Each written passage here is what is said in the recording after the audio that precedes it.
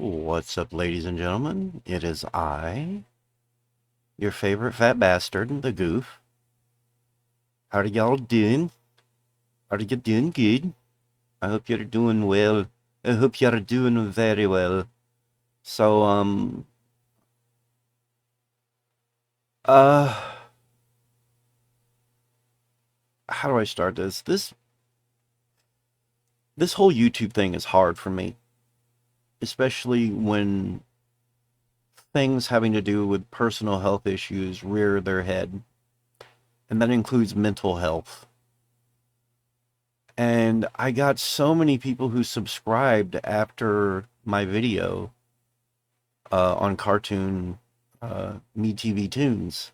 And I haven't followed it up with much. And between the storms that keep hitting and me hurting myself, which I pulled my shoulder or something, or arthritis is kicking in really bad. And so I've been laying in my living room. I haven't wanted to do anything.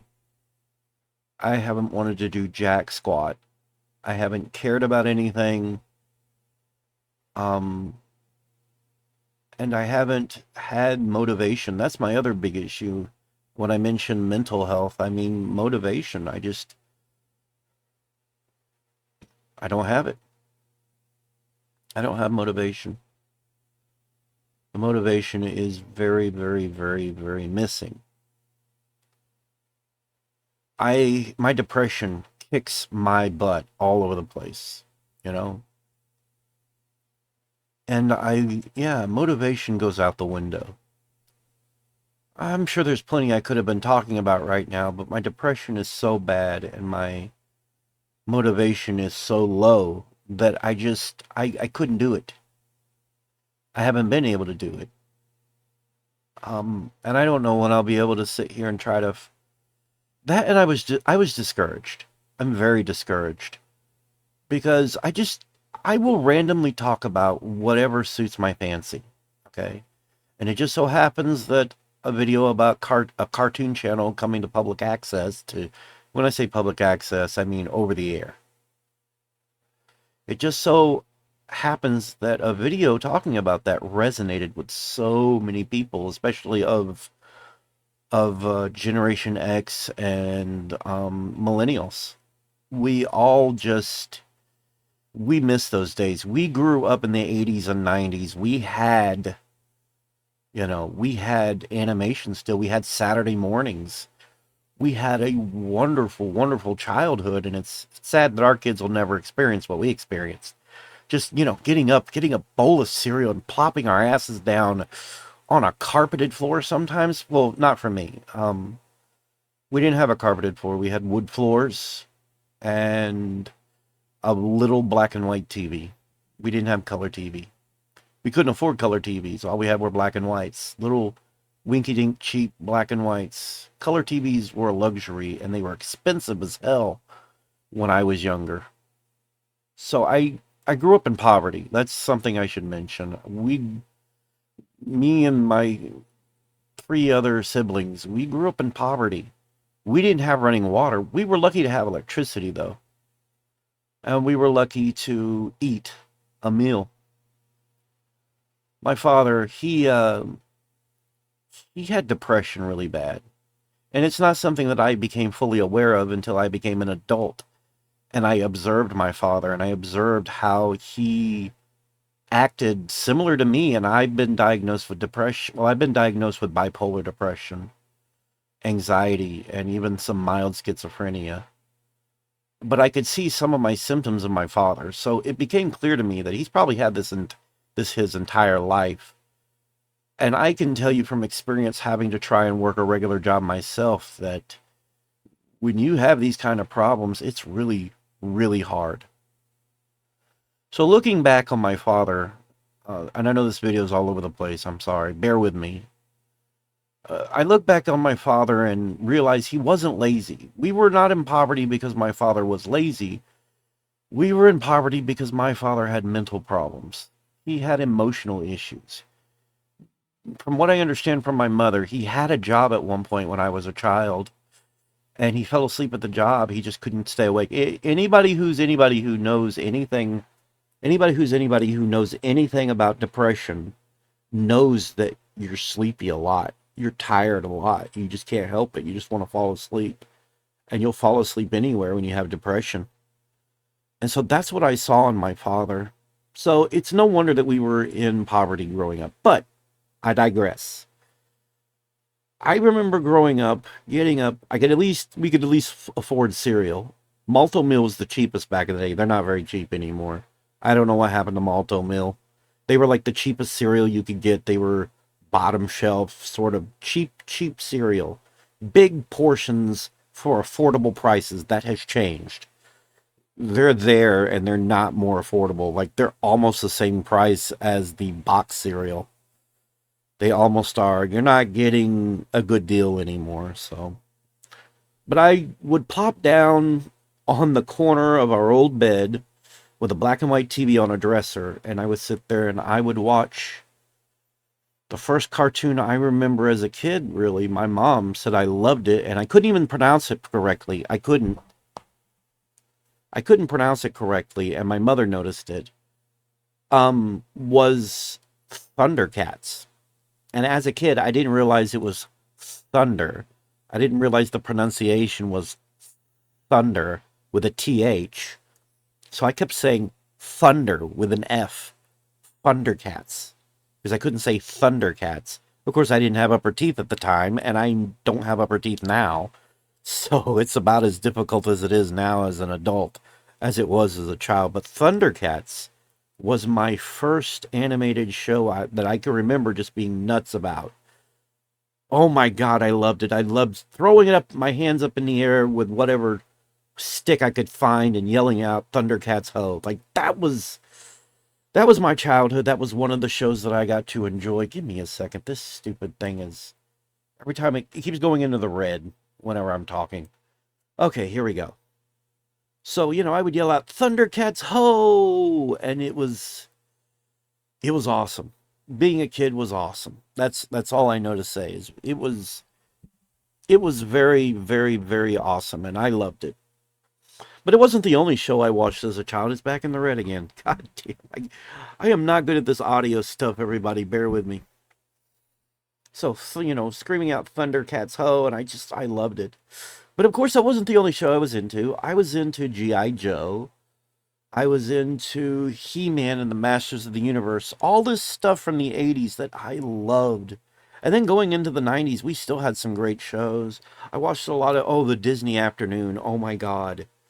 And it wasn't just afternoon. Like, before we had the Disney Afternoon, Disney shows would show up on ABC 13. ABC 13. That's out of Houston, by the way, because I grew up in Houston. And there would be like, oh my God, I could still sing the theme songs to a lot of Disney shows back in the 80s. Oh my God, I could sit here and sing them to you.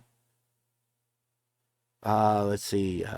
I could sing the Gummy Bears theme song to you, for crying out loud.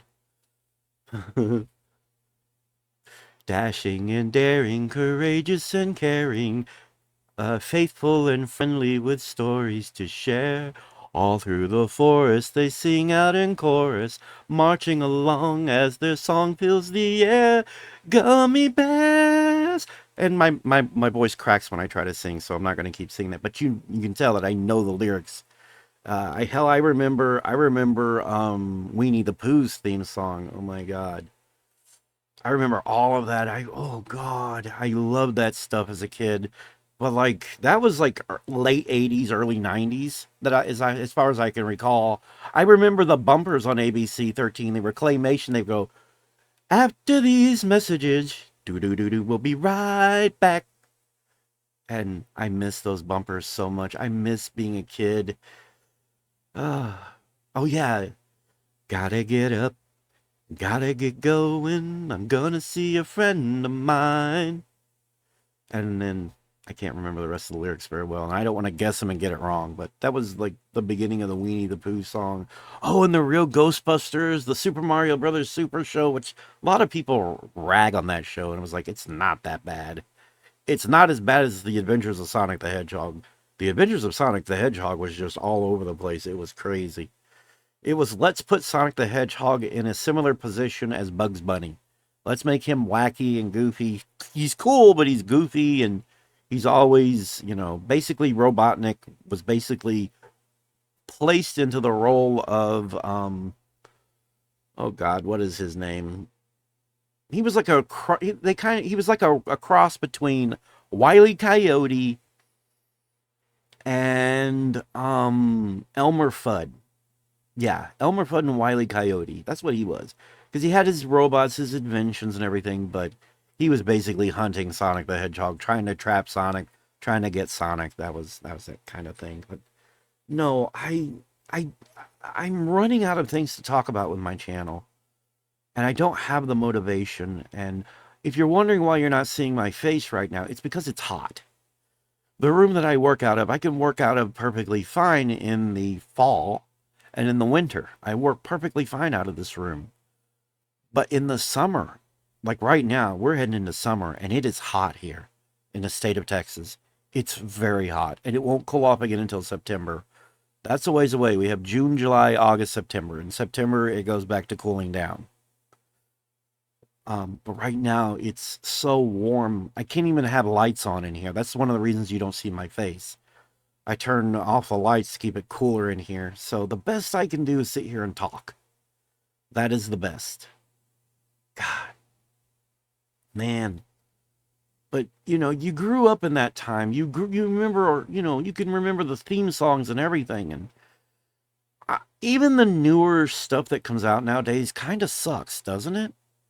I can't be the only one who thinks that it kind of sucks. Like, have you seen some of the garbage that comes on Nickelodeon and the art style and the lazy animation and all of that? It's just bad, right? I can't be the only one that feels this way. It's just terrible. There's a lot of shows that show up on Cartoon Network and I'm like, what is this garbage? I can explain to you why that is the way it is. And it's the same reason we got shows like Teen Titans Go.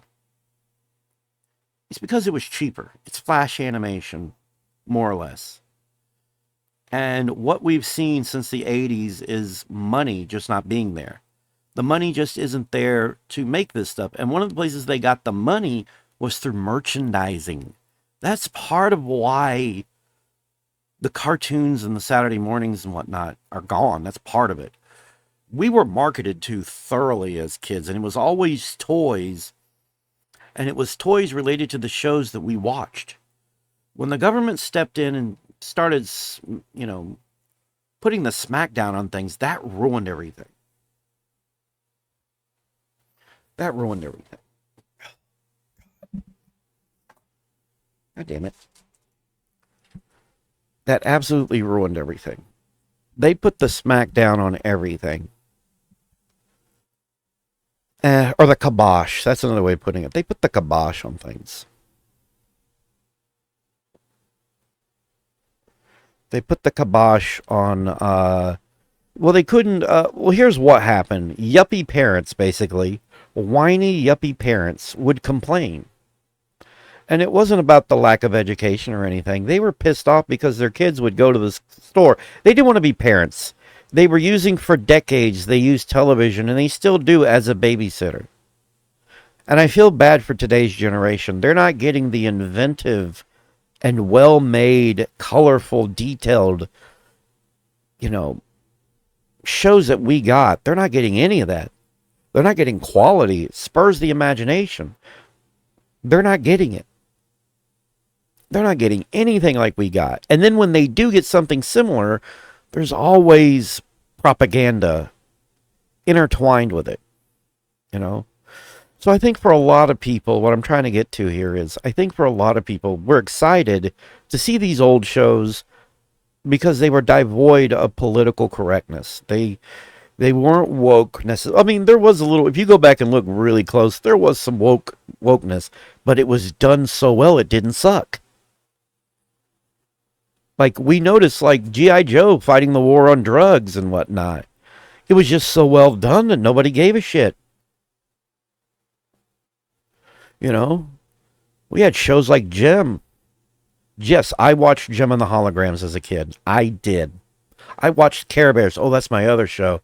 I can sing the theme song to Care Bears. Who's that coming from somewhere up in the sky?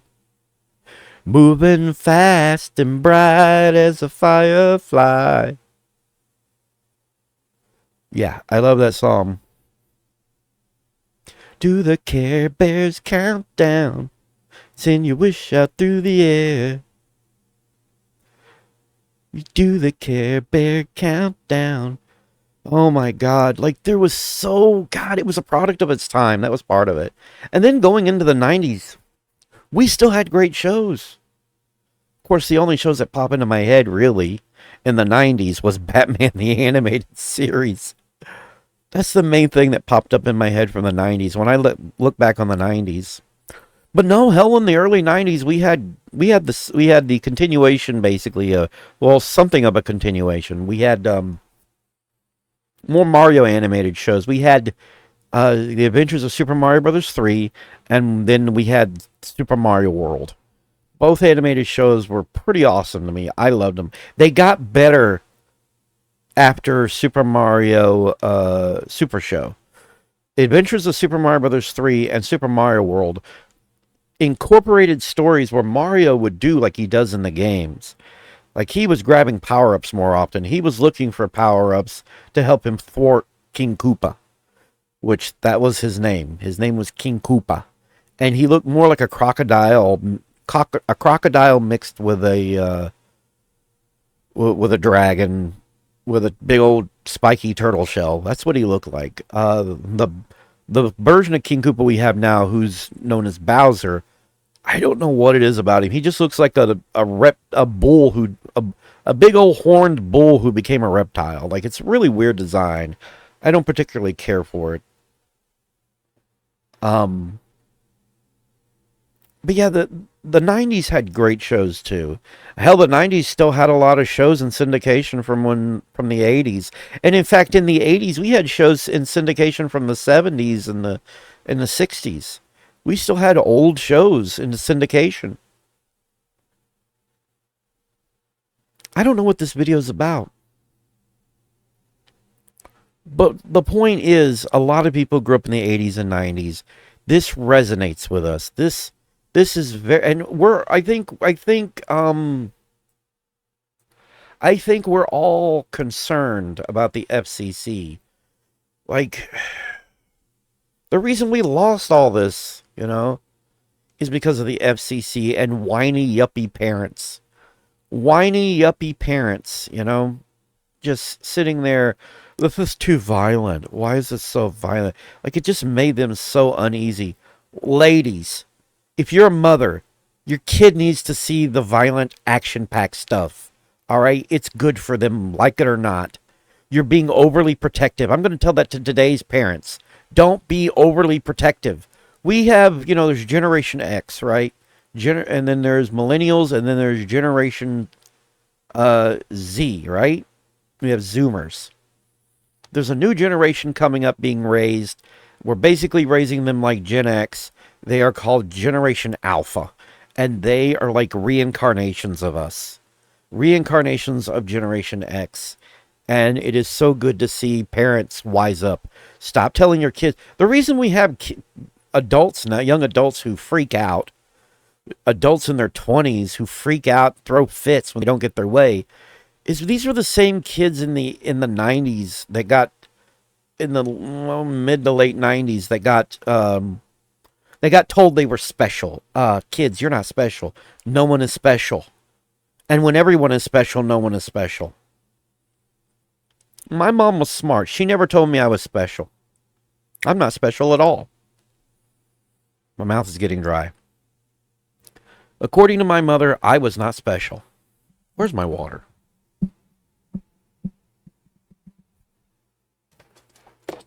Oh my goodness, give me a second.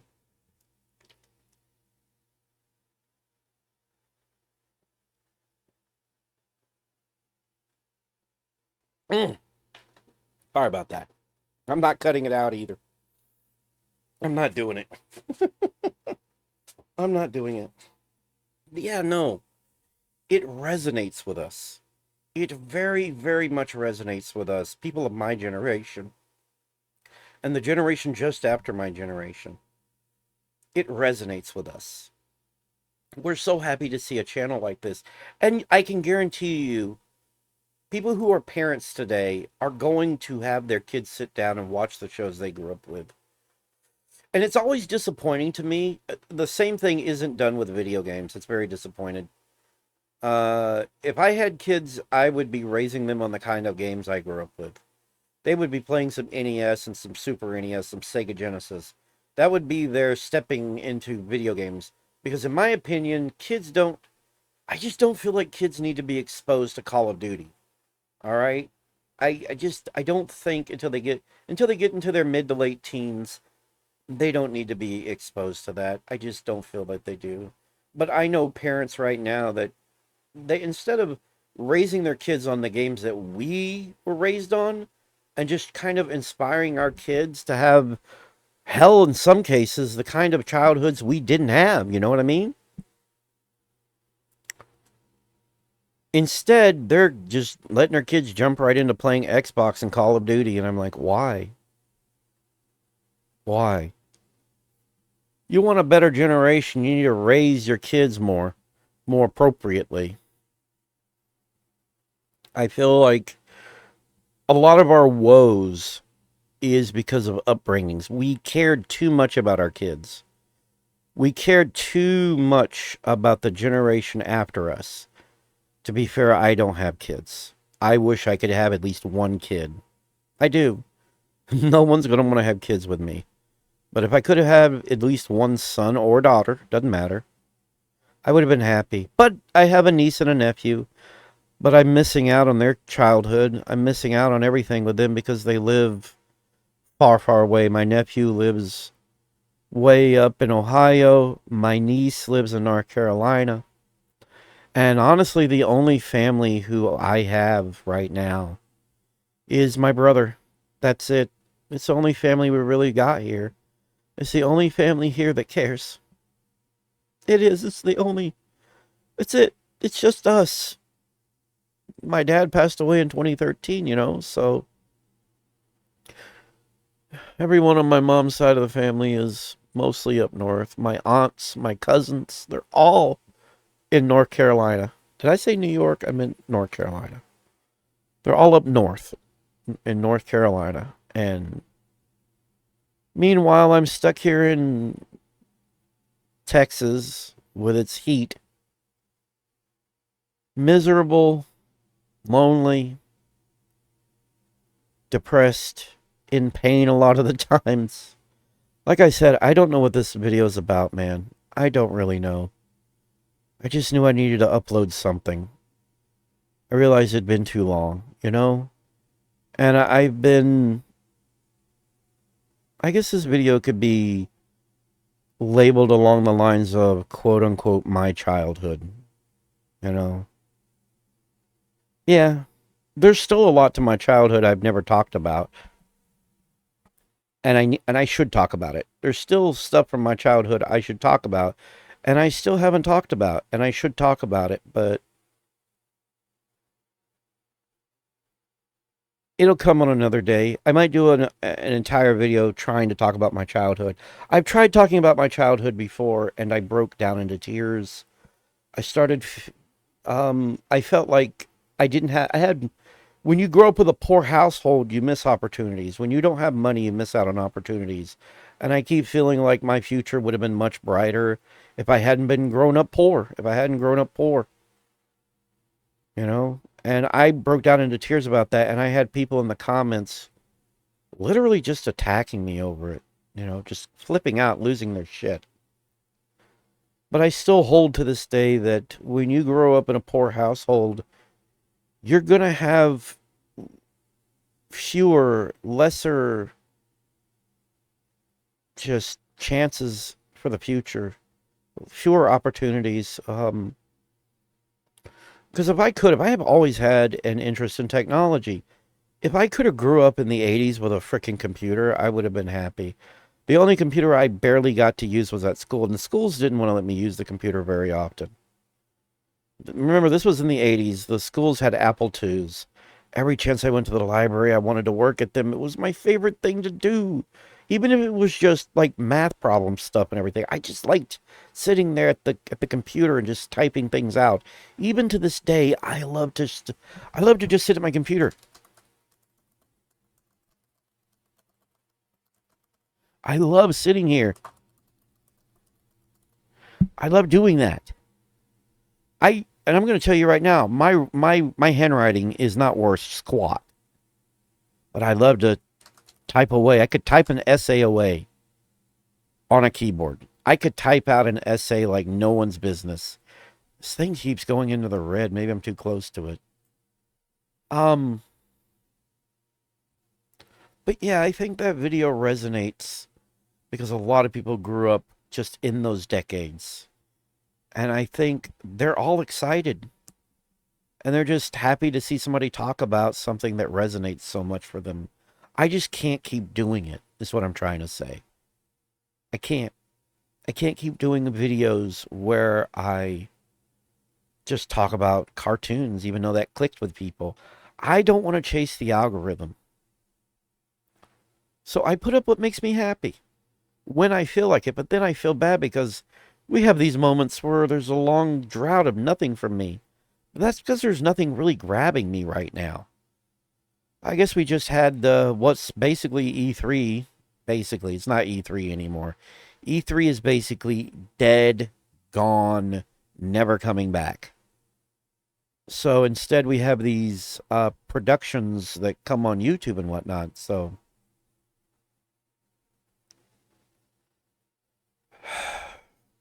yeah.